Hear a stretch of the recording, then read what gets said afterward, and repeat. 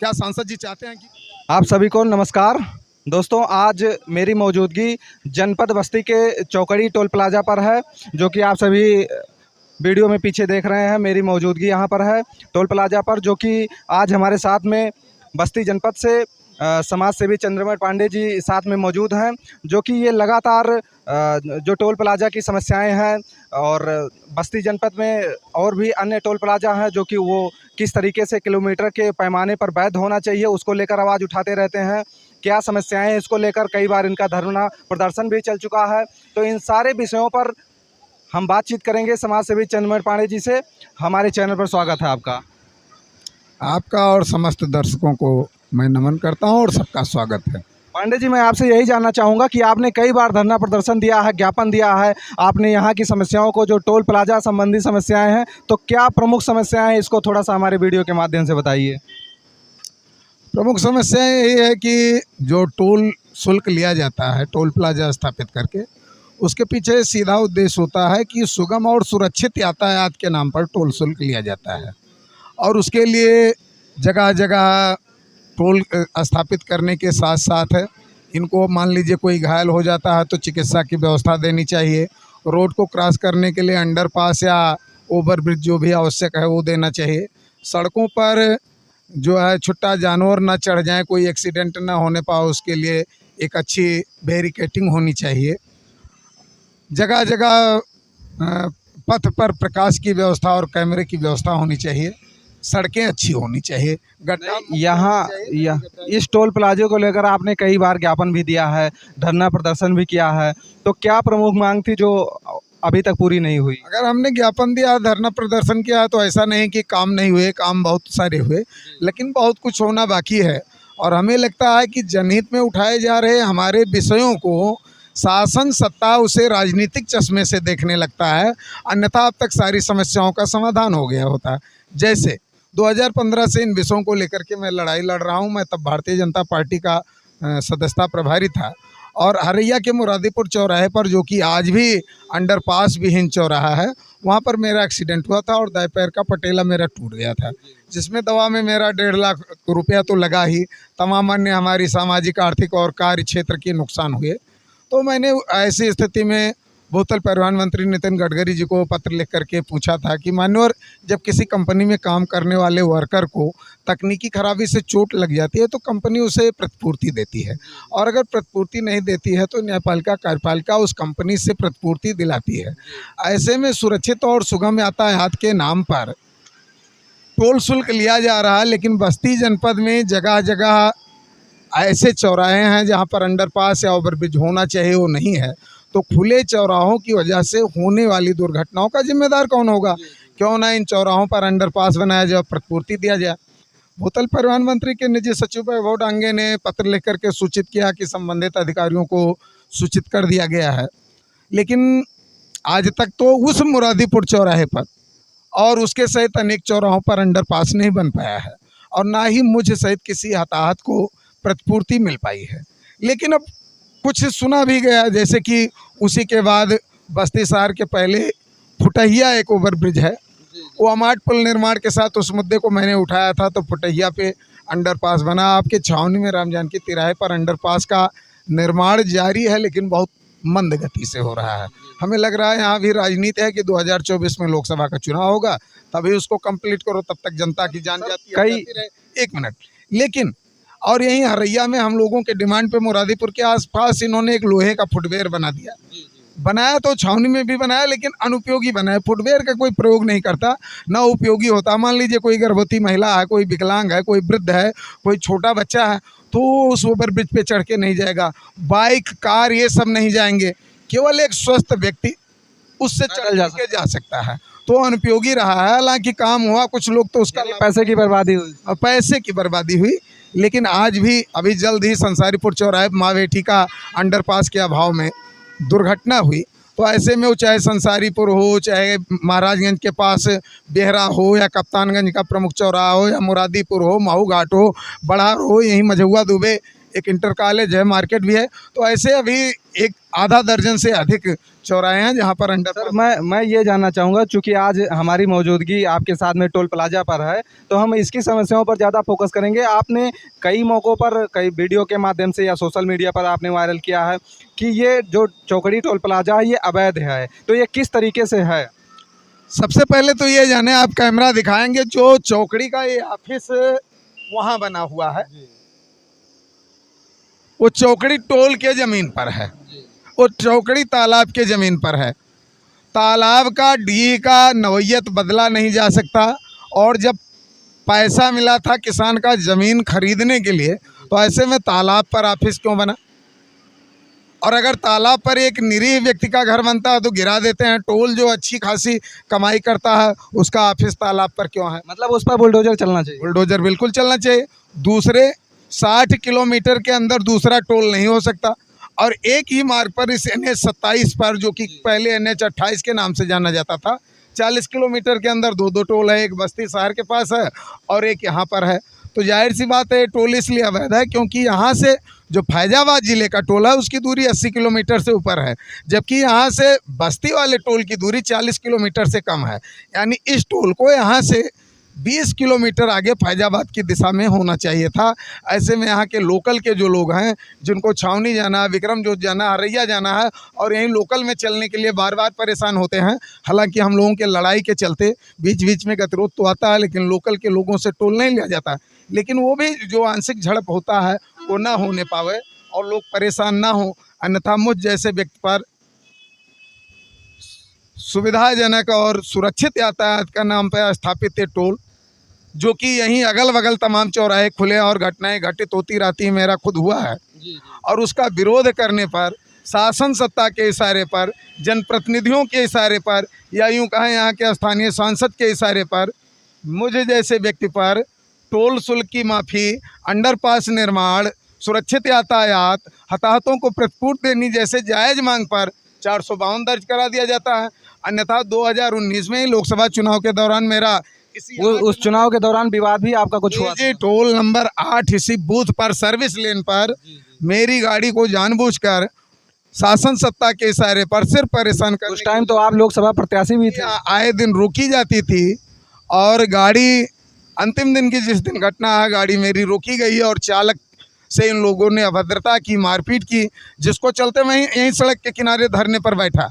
और तत्कालीन toll manager, चाहे वो बंधु जी थे, चाहे इंद्रभूषण तिवारी थे, या यहाँ का स्थानीय प्रशासन, ADM और CO साहब जुटे, और लोगों ने कहा कि ठीक है, जब तक की सुविधा नहीं देते स्थानीय स्तर पर टोल इनको लेने का जायज़ अधिकार नहीं है, टोल नहीं लेंगे, और मामले को सॉल्व कराया। हमारे चालक को दवा का खर्च दिया, लेकिन ऊपर से जिस टोल कर्मी द्वारा अभद्रता की गई थी, उस टोल कर्मी को, जिसे टोल प्लाजा हटा देता है, उस टोल कर्मी को, जो इस जनपद का रहने वाला नहीं है, उसके जरिए शासन सत्ता द्वारा छावनी थाने पर एप्लीकेशन दिलाकर मेरे ऊपर 452 दर्ज करा दिया जाता है, जबकि मैं अपने चालक के बीच बचाव में आया था और मैंने जनहित के विषय को लेकर के धरना। मारपीट किसने किया था सर?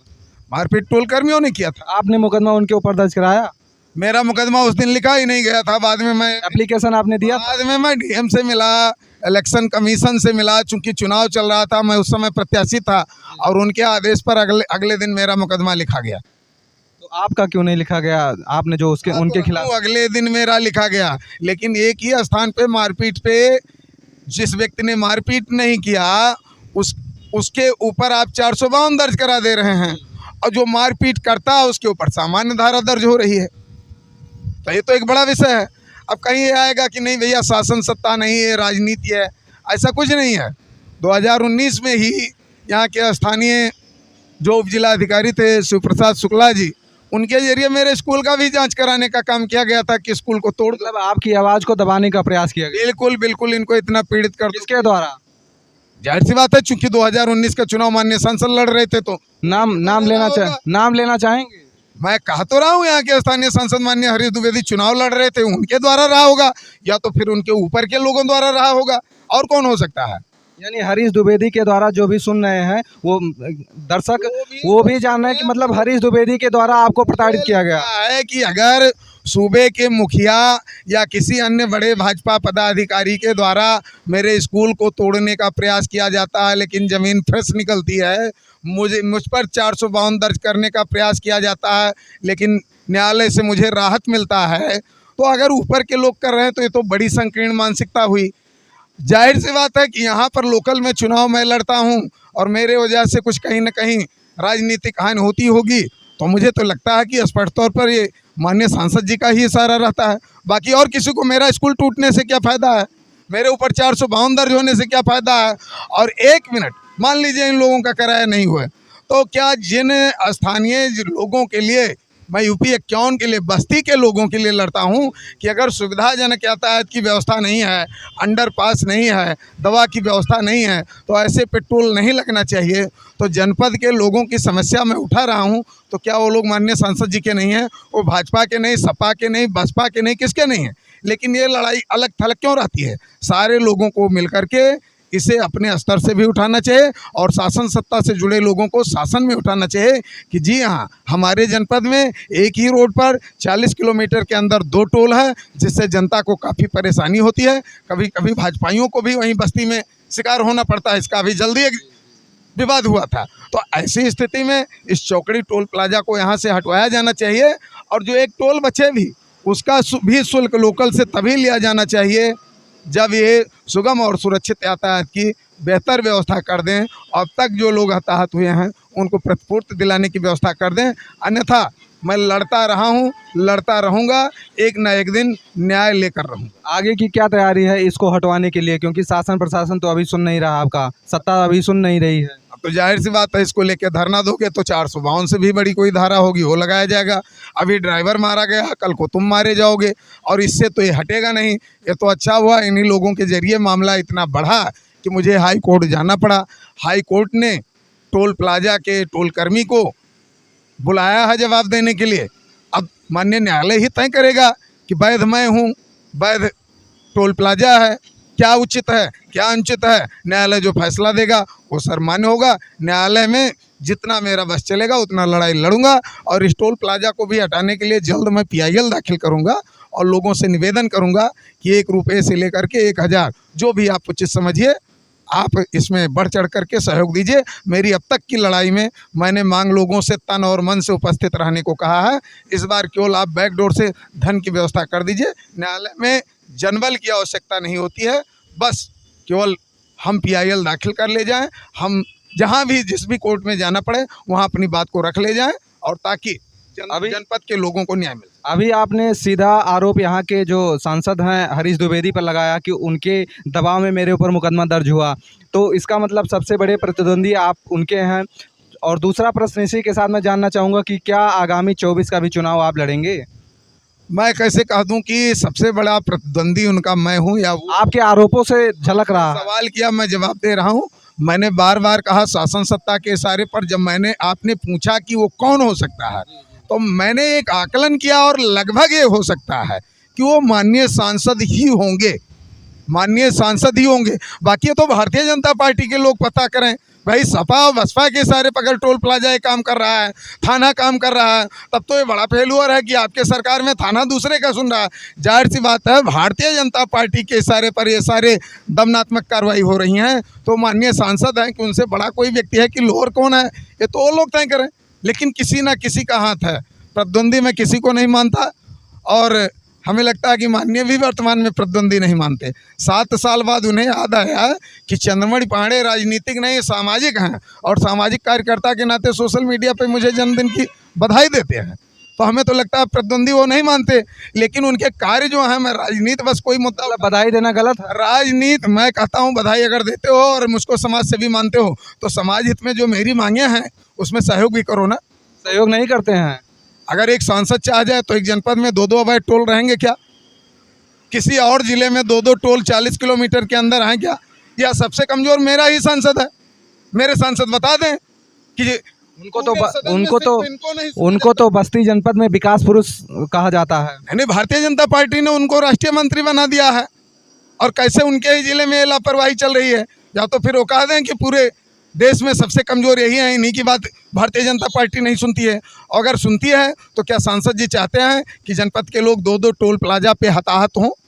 क्या सांसद जी चाहते हैं खुले चौराहे लोग आते जाते रहें, एक्सीडेंट हो? क्या सांसद जी चाहते हैं कि यहाँ इसी टोल प्लाजा के पास, यहीं बबरावा टोल प्लाजा के बाद फिर हरैया बमनान चौराहे पे 10 किलोमीटर के अंदर दूसरा अंडरपास है और अंडरपास है, ओवर ब्रिज कहीं नहीं है? क्या वो चाहते हैं कि लोग या तो खुले चौराहे से क्रॉस करें या तो 10 किलोमीटर दूरी घूम करके आ जाएं, तेल बर्बाद करें, समय बर्बाद करें? और अगर चाहते हैं तो फिर किस आधार पे मतदान की उम्मीद करते हैं? किस आधार पे जनपद के लोगों का मतदान चाहते हैं? आपने चुनाव लड़ने को लेकर जो हमने प्रश्न किया उस पर जवाब नहीं दिया। उसकी बात ही नहीं आई। चुनाव लड़ने को लेकर के मैं 2017 विधानसभा चुनाव लड़ा, मैं 2019 लोकसभा चुनाव लड़ा। माना कि मैं तो 2 दशकों से जनहित में लड़ाई लड़ रहा हूं और अब तक 4 कार्य मैंने ऐसे कराए अपने लड़ाई दम पे जिसका लोग प्रदेश स्तर पर लाभ उठा रहे हैं। 2004 के पूर्व निजी स्कूलों का मान्यता हर तीसरे साल रिन्यूअल होता था, लेकिन मेरी लड़ाई के बाद बेसिक शिक्षा सचिव आलोक रंजन जी ने 24 में आप हरीश द्विवेदी को चुनौती देने के लिए तैयार हैं? स्कूलों का मान्यता प्रत्यावेदन 2004 में कैंसिल कर दिया। स्कूलों का प्रत्यावेदन शुल्क जो 2020 में 25,000 से बढ़ के 1.5 लाख हुआ था, माननीय बेसिक शिक्षा मंत्री सतीश द्विवेदी जी से हम लोगों ने बार बार निवेदन किया, वो वापस हो गया, बढ़ा प्रत्यावेदन शुल्क वापस हो गया। 1 अगस्त 2018 से प्रस्तावित अंडरपास शुल्क वापस हो गया। तो तमाम बड़े बड़े कार्य कराए। इसके बाद जनता निर्दल निर्बल को कुछ समझती ही नहीं, तो मैंने तो ये तय कर लिया कि भैया अब जनता का है बात अलग है, अन्यथा स्वयं तो निर्दल चुनाव लड़ना नहीं है। अब मैं ये कैसे कह दूँ कि लड़ूंगा नहीं लड़ूंगा? निर्दल लड़ूंगा नहीं। दलों की स्थिति दिखती नहीं कि वो धन बली को छोड़ करके कर्म बली को चुनेंगे। जनता और दल दोनों संसाधन ढूंढ रहे हैं, संघर्ष नहीं। दल बली और धन बली खोज रहे हैं, कर्म बली नहीं। तो अब ये तो आने वाला भविष्य तय करेगा कि दल क्या सोचते हैं और दलों के समर्थक हमारी चुनाव लड़ने की तैयारी नहीं है अभी। आम जनता की समस्याओं को पे लड़ने की और उन्हें न्याय दिलाने की निरंतर तैयारी और चलती रहेगी। चुनाव लड़ने का मेरा कोई उद्देश्य नहीं। अभी तक आप सभी समाज सेवी चंद्रमणि पांडे सुदामा जी को सुन रहे थे, जो कि उन्होंने कहा कि जनता की समस्याओं को निपटाने की और जो भी समस्याएं होगी उनके निस्तारण के लिए हमारा प्रयास हमेशा जारी रहेगा। अभी चुनाव लड़ने को लेकर उन्होंने कोई जानकारी नहीं दिया है। बातचीत के दौरान इस चौकड़ी टोल प्लाजा को उन्होंने अवैध घोषित करते हुए मांग भी किया है कि इसको शासन प्रशासन ध्यान दे। यहाँ के जो जनप्रतिनिधिगण हैं, सांसद जी हैं, उन पर भी उन्होंने सीधे आरोप लगाते हुए कहा है कि उन्होंने इस मुद्दे पर या तो अभी तक ध्यान नहीं दिया या उनकी बात नहीं सुनी जा रही है। जिस तरीके से सुदामा जी के ऊपर मुकदमा दर्ज कराया गया 452 का, उस पर उन्होंने कड़ी प्रतिक्रिया देते हुए कहा है, सीधा आरोप लगाया हरीश द्विवेदी के ऊपर। तो अब इसका जवाब हम उनसे मिलकर जानने का प्रयास करेंगे। हालांकि सुदामा जी के द्वारा हाई कोर्ट में जाने की बात बताई गई है कि अभी हम कोर्ट की शरण में गए हैं और उन्होंने कोर्ट की न्याय प्रक्रिया पर भरोसा जताते हुए कहा कि अब कोर्ट ही इसका निर्धारण करेगा कि कौन है गलत है कौन सही है। सर, आपने हमारे साथ इस कड़ी धूप में इस टोल प्लाजा पर बातचीत किया और यहाँ की सारी समस्याओं को आपने अवगत कराया, जनता के समक्ष आपने अपनी बातों को रखा, इसके लिए आपको धन्यवाद। कड़ी धूप, कड़ी सर्दी, कड़ी बारिश में मैं जनता के लिए लड़ता हूँ, दिन रात बैठता हूँ। आपके साथ चंद मिनट समय देना है मेरा सौभाग्य है। कहीं ना कहीं आप जैसे लोगों द्वारा ये बातें उठेंगी, हमारे जनप्रतिनिधि, हमारे शासन सत्ता में बैठे लोग जगेंगे और जनता को बेहतर सुविधाएं मिलेगी, जनता को राहत मिलेगी, जनता को राम राज्य का आभास होगा। यही मैं उम्मीद करता हूँ और इसके लिए आपको, आपके चैनल को बहुत बहुत धन्यवाद। मुझे लगता है कि जो चंद्रमणि पांडे सुदामा जी के द्वारा प्रश्न उठाया गया है सत्ता को लेकर सांसद हरीश द्विवेदी पर, व्यक्तिगत रूप से इस पर उन्हें जवाब निश्चित रूप से देना चाहिए और मैं मिलकर जवाब लेने का भी प्रयास करूंगा। आपने बातचीत किया, इसके लिए आपको धन्यवाद।